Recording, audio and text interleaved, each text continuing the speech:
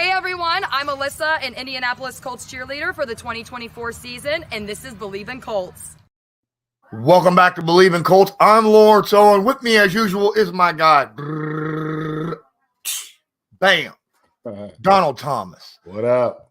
And today, another special. Hey, that's 2 episodes in a row, Donald, that we have gotten here live on YouTube. That is freaking awesome. Yes, sir. Can't wait to get in and interact with some of the guys in here or women. You know, hey, we don't discriminate. Absolutely. So we have a big game coming up. Yes, we do. Week 8, man, against the Houston Texans. How important? Now, I understand everybody says the next game's the most important, but in reality, okay, how important is this game against the Texans? Oh, man. I mean, divisional game, right? It speaks for itself. So with that being said, it's huge, right? Like, you win this game and you're, I think you're tied for first in the division. So, you know, you kind of try to control your own destiny, so to speak. Like I said before, you don't want to go 0-3. Well, we're 1-1. So far, so good, right? You know, we're 1-1 or we 1-2? We're 1-3. No, 1-2. Yeah. In the division. Yeah. So, you know, this is key. It's crucial. It's huge. We'll get into it, but you know how I feel about divisional games. So, yeah, divisional games are very, very important. And like you said, we'll get into it. But before we do, I got to remind everyone that, hey, basketball fans, it's that time of year again. The NBA is back. From opening tip-off to buzzer beaters, BetOnline has you covered with the best odds, biggest promotions, and live in-game betting on all of your favorite teams. This season, every game matters. BetOnline has every stat, matchup breakdown, and live odds to bet on during the game. It's not just the NBA. Remember, BetOnline has odds on everything from football, Major League Baseball, NHL, you name it. Head to the website today. Get in on the action with America's most trusted site for online wagering. BetOnline. The game starts here. So, Donald, we got a couple guys back at practice. We got Jonathan Taylor ran full practice. We had DeForest Buckner running full practice. And the Texans look like they're going to be missing some of their key guys. And, you know, we say this all the time about how, you know, it's next man up. But, and I said this on the last episode, same way. But now let's look over at on the Texans' point of view. Looks like they got some injuries with their starting linebackers and obviously their wide receivers. The big one, obviously, their top wide receiver being on IR, the Colts killer. How do the Colts take advantage of that situation, of them having their best receiver on IR?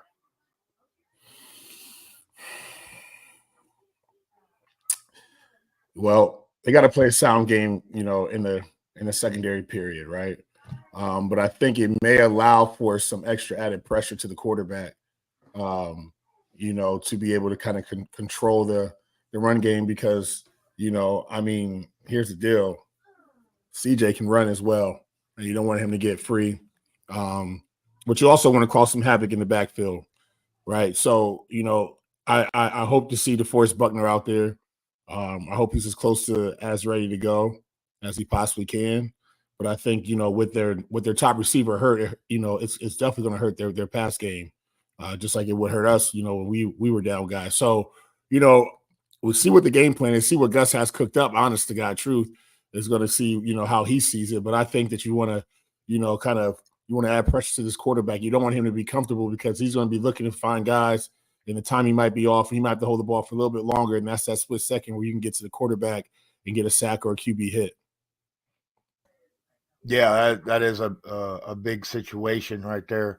Is, you know, the pressure, the penetration really of the defensive line, trying to get behind the offensive line. It is not just about quarterback pressures, but, you know, getting the running back off the handoff or something of that nature. But defensively, the Colts haven't done a very good job against the run. And last time we faced the Texans earlier this year, Joe Mixon had a day. All right. Had a day on us. And he's coming back from injury now. And how important is it for the Colts front seven to, lock this down and not let him have a welcome back, to game time against us down there at NRG Stadium? Well, divisional games are physical. They're very, very physical games where you try to assert your dominance in the division, who's the top dog. And believe it or not, that's the mantra. Whenever you get ready to play divisional games, you want to set the tone. And so a huge way to set the tone to on Sunday, is to be dominant in the run game and to really affect the run game and be physical and not let Joe Mixon, go off for over 100-some yards like he did against us, when we opened up with him. So, Joe's coming back from the injury. Last week was a warm-up week for him. He didn't look bad. I watched a little bit of their film. But it's going to be huge, man, huge for us to be physical. I just hope that DeForest is ready to go, and I hope that, the front seven, maybe possibly front eight, right, can really, calm the run game down because they do run the ball effectively. We know that. They've shown it that they're historically, in my opinion, as far as I can remember, Houston's a very good zone running team. Inside, outside zone, they're running and cutting and getting on those outside edges. But now with Joe Mixon added involved, he can do that, but he also runs downhill really well too. So we can't forget about that. So we got to be stout in the middle, Yeah, I feel that way as well. The thing about it is, we talked about this earlier, how Gus Bradley, ever since week 2, has been really focused on stopping the pass more so than stopping the run, leaving a lot of 6-man boxes for teams to run against. Should he change that up this game, being that they're kind of thin at wide receiver and more focus on the stopping the run, or does he could just continue with what's been working and allowing the Colts to win games? You would think that would probably be the smartest approach to this game, right? I think we're still going to see a little bit of the same kind of Gus Bradley defense. I don't see him going to like a traditional 4-3 defense. That's just not, something that I foresee him going to. I don't really think that, to be honest, we don't have the personnel for that.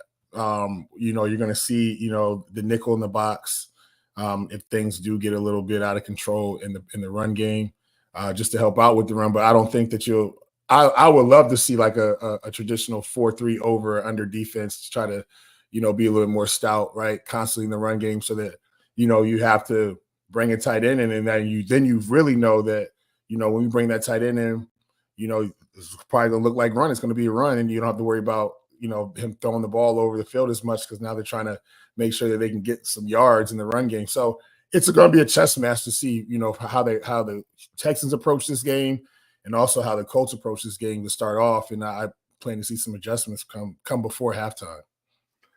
Let's flip over to the offense real quick. Another game for Anthony Richardson to start.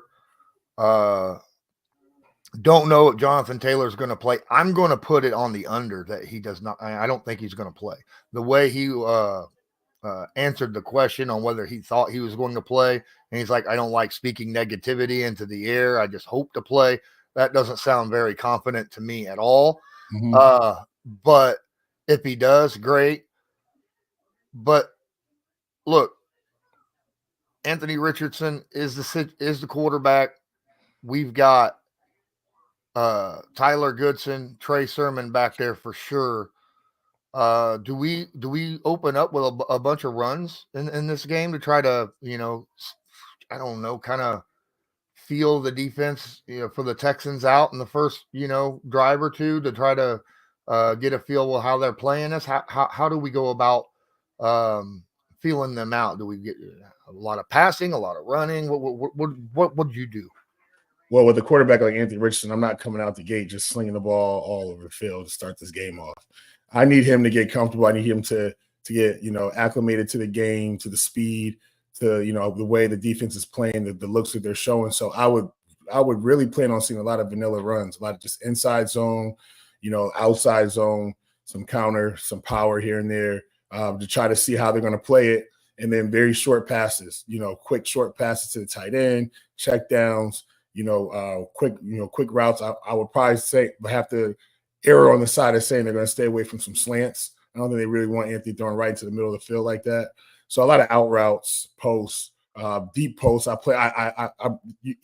Listen, he's going to take a shot. It's a deep post, something like that. He's going to take a shot. Playing to see when they get around that in the, I call it the shot zone. In between the 40s is when you can take a shot, right? And so I plan on seeing them try to, test Anthony's arm strength early in this game, at least on the first drive, see where they're at, see how they play it in the secondary. So that's how I see them starting this game, though.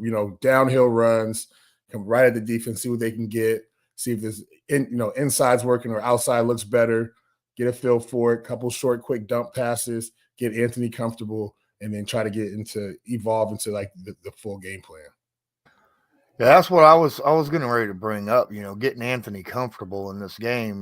Most of the time when you talk about, a quarterback's comfort, you're wanting easy, quick passes, screen passes and flat routes and maybe a drag here or there, something up close, something, quick.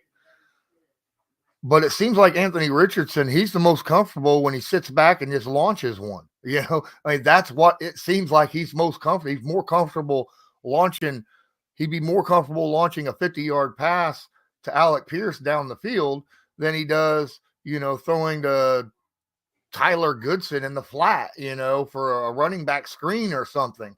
But at the same time, you're not going to string together a bunch of 50-yard bombs, right? You need to get him kind of in a rhythm, right? That's what you're talking about here.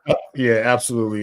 Listen, the arm strength is there. You ask Anthony right now to throw a ball 70 yards, he's going to throw it up there with probably just, with 2 warm-up passes, if not just do it right now, right? He's that talented with arm strength to be able to do that. Now, I compare Anthony to like a minor league pitcher, right? Like he's got his main best pitches is 98-mile-per-hour fastball. But the reason why he struggles is because he doesn't have great pitch control, and he struggles, with his other pitches, like his changeup is still comes out too hot, and it still looks like it's just a slow fastball. It's not really a changeup, and then it's like curve and slider and all those are out of control, right? Those are the ones that get picked off because he doesn't have great ball control on them, and they get hit for home runs or they get equivalent to it's an interception. So you have to, he's got to develop his skills, but that he's going to showcase that 98-mile-per-hour fastball, early in the game, try to, get one, blow one right past the batter, get one 70 yards down the field. It's this kind of way that I do like make this little analogy, but, that's how I see Anthony right now. Like I see him as this kid that's super talented, have an arm strength, and the coaching staff knows it. The defense knows it, right? So you got to have a safety back. You got to make sure that, nothing behind you. They've been preaching that all week, nothing behind you, because he knows that he can throw the ball behind you.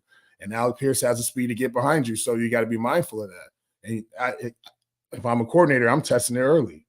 Hey, look, I'm telling Anthony, listen, either he catches it or nobody catches it. Okay. If we're taking the shot, either he catches it, either Alec catches it or no one catches it. There you go. So the Indianapolis Colts have been traditionally with Anthony Richardson a second half team. For some reason, it seems like, it takes Anthony a while to get warmed up. And it's not just Anthony, it's just the team in general. Seems like it takes them a while to get in a rhythm, get warmed up. But express to me how important it is to start off fast. And you hear this from people all the time. Coaches talking about, wanting to start off fast. But what does that do for a team if you're able to start off and just hit, and be able to put points on the board quick and early? Yeah, you listen, every coach says it, every coordinator says it. It is for all time, like the all-time saying. But it's so important, it's so crucial. Like if we start fast, right, we all gain confidence, we all get in the rhythm quicker. We all are communicating. We have, you got guys that are young guys like Anthony. You get him with confidence. So as to you, where you're not playing from behind, right? But you got to get everybody on the same page to come out, and it's really not easy when guys are uncertain of the game plan, don't understand fully, aren't in sync with each other, and when you don't match the other team's intensity, then starting fast is just a saying, right? You got to be able to do all those things at once, and everybody's got to be able to, come together, get into the game, and really say, "Hey, look, listen, we're here. We're gonna showcase our dominance over you, and we're gonna get points on the board. And get points on the board. That's gonna allow us to, play comfortably, right? As opposed to you come out, you go 3 and out, the defense is hooping and hollering, they're jumping. Now you're rattled. You get back to the sideline. The coach has got the iPads or whatever it is out. They're showing you where you messed up at. They're showing you X, Y, and Z. They're yelling, screaming. They're trying to get you motivated. You got guys over here, your teammates patting you on your side like, "You good? You good? We got it, right?" And you don't, because everyone else is not on the same page, and there could be 10 guys ready to go to start fast. One guy isn't, and that's why stuff gets all blown up. So it's super important for a young team like the Colts and for Anthony Richardson to really start fast, not have to play from behind, because we all know that his strong suit is not going to be throwing the football all around the field all day. It's a mixed offense of run and pass, and when you can do that comfortably and just have Anthony, hey, this is a run for you. This it makes it a lot better, as opposed to, hey, we got to throw the ball every play because we are down by 17 points in the third quarter and we got to get back in this thing, right? So you start slow, you're going to shoot yourself in the foot. Yeah, and the Colts fans and players have gotten used to that, it seems like, and I feel like we need to get out of that. I think we've only started off hot 2 games, and that was with Joe Flacco, which is, that's a different topic for a different conversation. Hold on, time out. We always say that that's going to be a different topic for a different conversation, but I think the people need that at some point. We got to do an episode of that, because it's key. It's important. We got to let the cat out the bag a little bit. But yes, the Colts do have to start fast, and you're correct. The times they did start fast was with Joe Flacco and not Anthony, but Anthony's got to figure out what's the formula to starting fast, right? Like if we go back to that preseason game in Cincinnati, they started fast. Well, the first drive they went down the field and they scored, right? They kept it simple. Guys played physical. Everybody knew what they had to do. You know what I'm saying? Like this was the tune-up game. This is the last hurrah before we go into the season. Everybody was on the same page. Everybody was hit, full 100%. We got to get back to that mindset. Physically, I know everybody's not 100%. That's part of being in the NFL, right? That's just is going to be what it's going to be.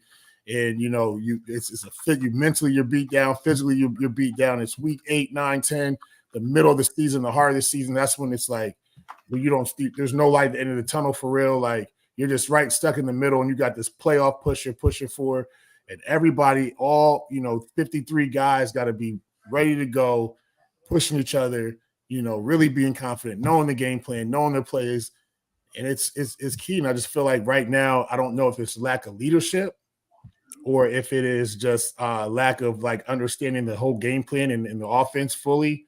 But everybody's not on the same page all the time. And so that affects why we don't start fast. And Anthony's got to be the one to really be on the same page, because he is, no matter how you look at it, quarterback is the leader of the offense, right? Yeah, it could be an O-lineman. Yeah, it could be a receiver, but who's in the huddle talking? Who's in the huddle having the last word? Who's in the huddle, making sure that everyone else is on the same page and telling the receivers where to go, running backs where to line up, sliding the protection, calling out blitzes, right? Making the correct checkdowns, checking the play, flipping the play. It's a lot.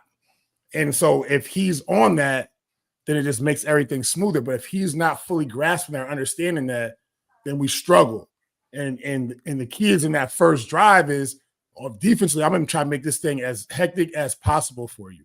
Yeah, I'm playing back, but I'm bringing some pressure. Yeah, up front, they're juiced up, ready to get after you. They're going to give you some of your best moves to create pressure and get to the quarterback, right? And the O-line, you better be ready to match that intensity in the run game, because they're coming off the rock, right? They're trying to get off the ball and get TFLs and get the crowd going. And they start jumping and all of that. So, like, you got a lot to match. So it's so critical on offense to start fast so that you can bring the blow. You got to punch them in the mouth first. If not, it's going to be a long day. Zaire Franklin, I just watched his show right before we came on here, and he was talking about how during practice all week last week that they knew that Grant Stewart was going to have the heavy hat, is what they called it, right? You know, where a lot of the plays were going to go depending upon him due to just practicing. They knew how that was going to work around. Right. I was curious, is there an equivalent of that heavy hat on the offensive side of the ball? And if you could elaborate a little. You mean as far as just like where the ball is going to go behind somebody, or like who's down? Yeah. I mean, listen,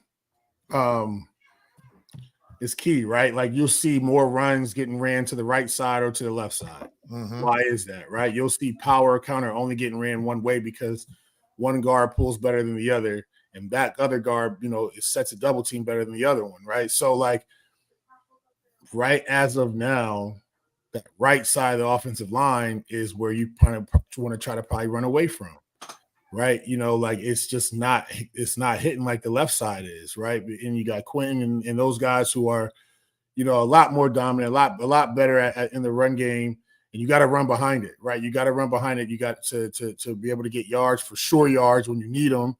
And listen, everybody hasn't looked stellar, right? Everybody's had their moments in the run and the pass, right? We're human, but where am I least likely to lose yards at? And it's going to be on that left side. And so I put the onus on that side, right? It's not just one guy, but, like, for example, when I played in Miami, right? I'll give you another. Everyone thinks I make these analogies about, where else. But when I was in Miami, like, Jake Long was the premier guy, right? He was the number 1 overall pick, the big tackle out of Michigan. He was very dominant. Jake was, ahead of his time, in my opinion. And you could run the ball behind Jake if you wanted outside runs, guaranteed to get yards on the outside. We're running to the left. So we play Bill, right? And Bill puts Vince Wilfork, takes him from nose or 3-tech and puts him on at defensive end the whole game, right? So you want to talk about knowing where the dominant side is, or knowing where you got to go to, and then creating a matchup like that. It was great to see, because it was like, Jake's, 6'8", 325, 320, and you got Big Vince, he's 6'1", maybe 365, right? And so it was just a clash of titans who had better leverage, who was quicker to get on the outside, get them reached, and it was just great to see. But you'll see that, right? You'll see that where they're trying to expose a matchup or the hard hat, so to speak, of where you got to run behind or something like that. So, yeah, man, the whole left side, really, this game, the right side's got to pick it up, right? But it's hard when you got young guys and guys hurt and banged up and all that good stuff. Well, I think we're going to get into some questions. If somebody will drop any in the live chat at any point in time, we'll go ahead and answer some, or, react to some comments that you have in. But while we're waiting on some questions to drop, won't we give your thoughts about this upcoming game, some predictions of how you think this game should go walking into it? Well, it can go either way. It can be really competitive, or it can get real ugly. I don't see it being a Colts runaway game where they come in, they shock the world, and it's 24-3, in the fourth quarter, and the Colts have just been dominant the whole game. I think that, the Texans right now are riding high. Like, they got a coach that they all love to play for, and, they've all bought into that system. And, I'm seeing it, as a score of – you want a score prediction? If you want right now, I figured we wait until the very end to drop the score prediction. I'm seeing some crazy score predictions. Right. 30-0. Jeez. Good night. But no, I mean, I see this just being a super physical game. If the Colts can cut out the mistakes and cut out, forcing, trying to play too perfect or just having brain fart, so to speak, I think it could be closer than what people are expecting it to be. I think, what's the line, like 6.5 points or something like that? Something like that. Yeah. And so basically like a score, like a touchdown. Yeah, it's a touchdown game to a 4-point game, in my opinion. Man, I honestly feel like that 6 points is a little bit crazy. I understand it's Texas. I understand they have a better record than us, and they are at home, but they are missing some big pieces right now. And you saw what this offense looked like against Green Bay, right? Just this past week. Now, I'm not saying that the Colts and Green Bay are the same team by no means at all, but I'm saying we're getting some guys back. We've already played them, and it's a divisional game. I generally don't see divisional games being touchdown games. They're generally less than that. I mean, every game the Colts have been in this year have been a touchdown or less, right? So I don't see how it's going to be that big of a spread in this upcoming game. One thing I will say is, in order to keep it from the Texans running away, Anthony Richardson's going to have to protect that football. We cannot have turnovers in this game because, whether or not it does. I mean, we say that about every team, but especially in a divisional game, that other team, every extra opportunity and every lost opportunity that you give away hurts you tenfold. 100%. I mean, listen, ball security is the most important part of the football game, right? Not turning the ball over, not shooting yourself in the foot, because whoever wins a turnover battle, 9 times out of 10, almost 10 times out of 10 wins the football game. Yeah, you're right about that. And like I said, I see it being a 4-point game, or it's definitely, I feel like it's a score or less. Right? It's not going to be it's not a 2-score game. It's not a 10-point game. It's 7 or less. So I really feel like that 6.5 is right on the mark, in my opinion. It's a divisional game, man. It's just different. I get that the Texans have missing some pieces, but that doesn't mean they're down and out. Like, this is still a team that there's a reason why their record is what it is, and it reflects that. And the way these guys play, I mean, you can't take that away from them. So I really just feel like this is going to be 7 or less of a score difference. I think we might have chose a wrong time to do a live stream, being that Thursday night football is going on right now. I just realized that, but that might be why the chat's a little quiet at this point in time. But we'll go ahead and go with our predictions. Well, before we get into the predictions, we already talked about a key to the game besides quarterbacks. All right, because we've already discussed quarterbacks a lot. Yep. Name a player that needs to have a really good game in this game for the Colts to win. Well, Jonathan Taylor comes back as Jonathan Taylor, in my opinion.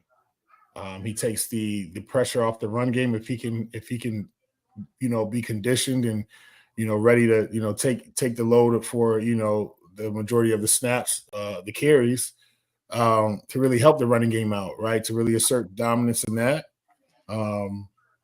I think that he's going to be key. He's key to helping Anthony out, right? He's going to help him out as far as just like versatility, him getting out the backfield. He can, swing passes to Jonathan, check downs to Jonathan, all the above. It's going to be crucial. I mean, our receiving core has been playing, pretty good as a whole. Like this has been a long time since we can say we've had 3 receivers really, you maybe mix in 4 currently that are really, like they show up. They're showing up. They're making catches. They're making plays. Mm-hmm. They're getting better as a unit. You see the development. You see all that. But I'm relying on Reggie to keep those guys, evolving. So I'm not going to say that I need a key game from one of them. I want them to just keep doing what they're doing. But we got to get Jonathan. He's supposed to be the transmission. And right now our transmission is getting replaced, and we want the old transmission back out the shop. So, he's got to be. When he gets out there, he's just got to be himself. Val here It's kind of right there where I'm sitting at. It's not just one person. EJ Speed's supposed to be back this week. He's full practice on Wednesday and today. I'm saying Zaire and EJ both need to have great games, especially in the run defense. We got to stop the run against this team. I understand CJ Stroud is CJ Stroud. He's going to end up getting – you can't expect a second 85-yard passing game in a row, but that running game really takes a lot off the shoulders of a quarterback if you just hand the ball off to Mixon and he's gaining 5, 6, 7 yards every time he touches the football. We got to be able to get off our blocks, get in there, and get some stuffs. All right, that's where I'm looking at. That important player, in my opinion, is the linebacking core in order for us to win the game. Let's go ahead and talk. Let's talk predictions. We're 30 minutes in, so I'll leave it on to you. Go ahead. All right, I'm going 21-17. That's Texans. That's my prediction. I see it, I see at least 3 touchdowns out of them, and I see us with, 2 touchdowns, a field goal kind of deal. That's what I predict. I think that, it's going to be one of those drives where we really need a touchdown and we settle for a field goal, and that's going to determine the outcome of this game for us winning. So, I'm right 7 or below. I'm 4 points. I'm saying that's where I'm at. That's where I'm at, Lawrence. That's where I'm at. 17-21. See, so with Nico Collins out, man, he's the guy that's getting like 180 yards and just back-breaking us every stinking time we play. Yeah. And Robert Woods is questionable with a foot injury. That really leaves a guy, Tank Dell, in the slot to really for the Texans to lean on. I don't see this as going to be as high scoring a game as it was last time. It was like 37-34 or something like that when we ended up losing week 1. Yeah, I don't think it's going to be that high. I got the Colts winning this one. I had the Texans winning week 1. I had the Colts winning this one in NRG. The Colts seem to always play better at NRG than they do. They do. They do. Right? You're right about that. They do. So I think that Indy wins a really tight, close battle.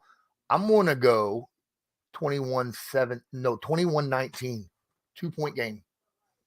2-point game. I think the Colts end up winning by 2 points. How do you score 19? A lot of field goals.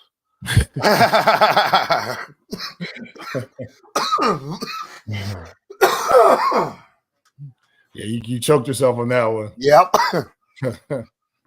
Hey, that's where the Gus Bradley bend but don't break defense is supposed to come in, right? So get a safety in there and all that good stuff. Yep, I got you. I've seen 19 a few times. It happens. Yeah, it's just a very rare number. It's like it is a rare number. A rare one. You don't see it's just like coming up with 21 without scoring 3 touchdowns. It happens. It's just rare to do. Yeah, you're right about that. You're right about that. DJ in here says Colts. Yeah, it's a 4-point game for him. Yeah, it's going to be tight, man. It's not a runaway.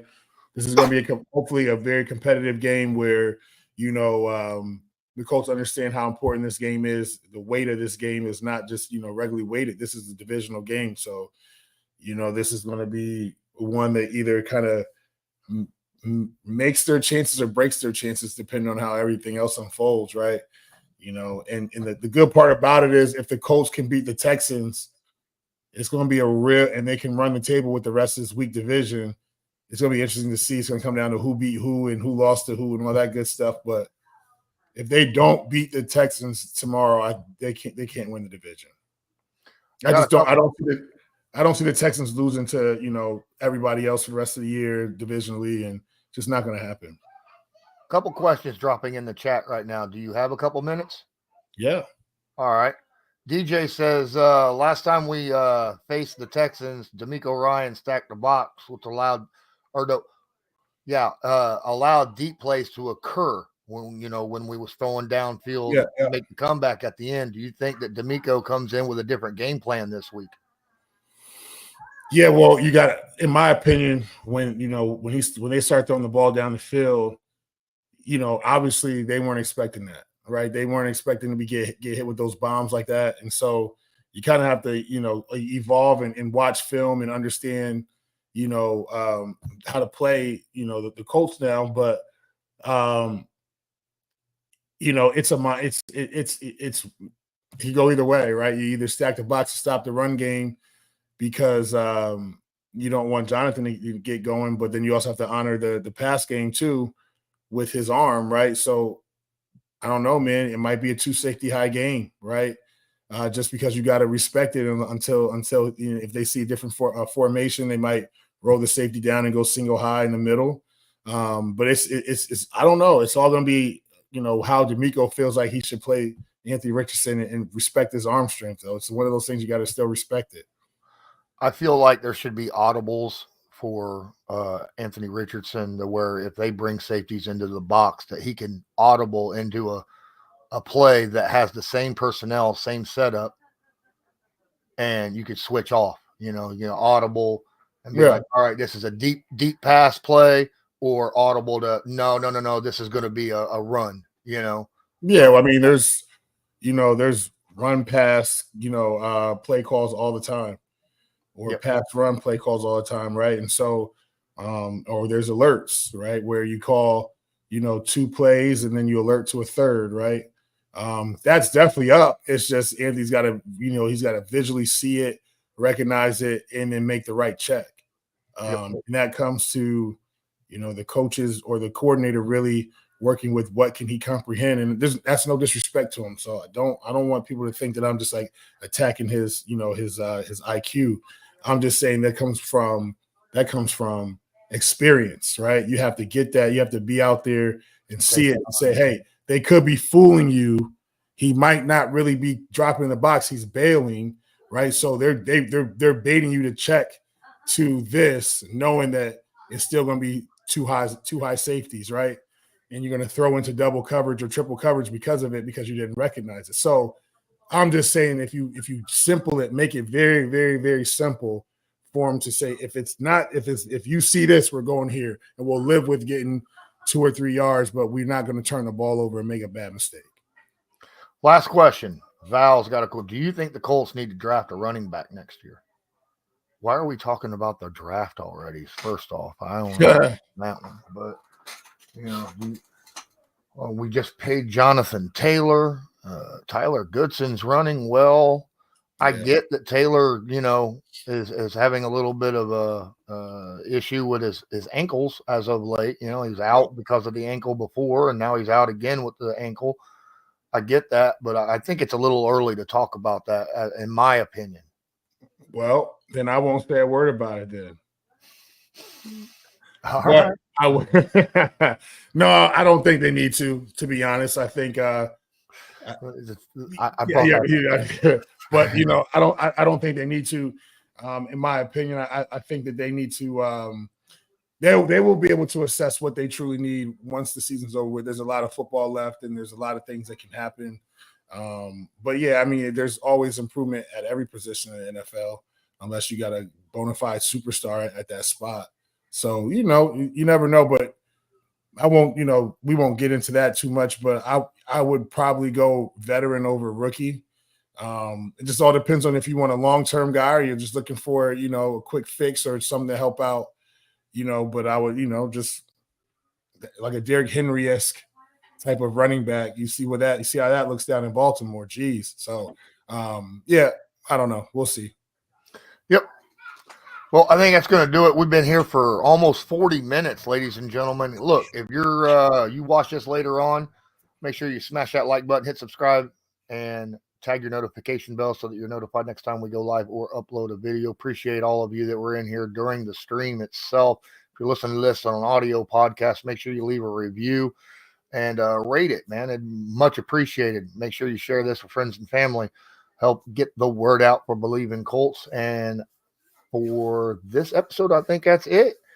I'm Lawrence Owen, and that's Donald Thomas. This was Believe in Colts, brought to you by Bet Online. And as usual, go Colts.